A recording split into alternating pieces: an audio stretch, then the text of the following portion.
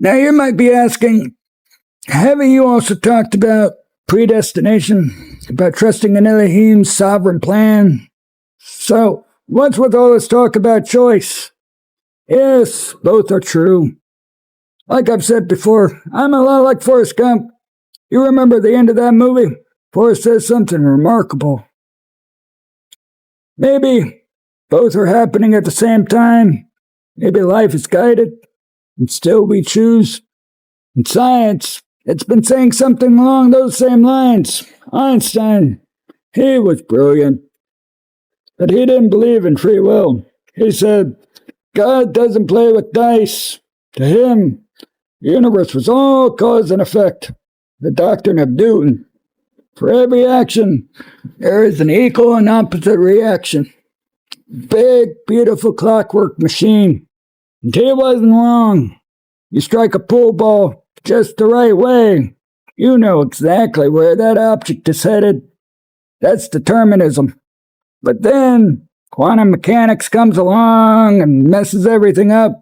Now, things behave probabilistically. Not exactly, but probably. Not either or, but both. Deterministic and probabilistic at the same time. It's a paradox that shouldn't work according to our minds. It breaks our brains. Maybe that's the point. To keep us on our toes. To keep us trusting. Because truth, it isn't limited. Truth is rarely, if ever, one single perspective. It's infinite, multifaceted, multidimensional. Just because one thing is true from one angle doesn't mean the opposite can also be true from another.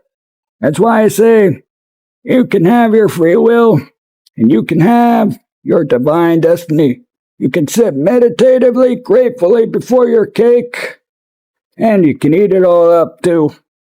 You could be making real choices and still be guided step by step by an Elohim who lives outside of space and time and who is constantly doing and saying things that break our brains, keeping us up on our toes. That's why we must walk by faith, not by sight, one tiny mustard seed at a time.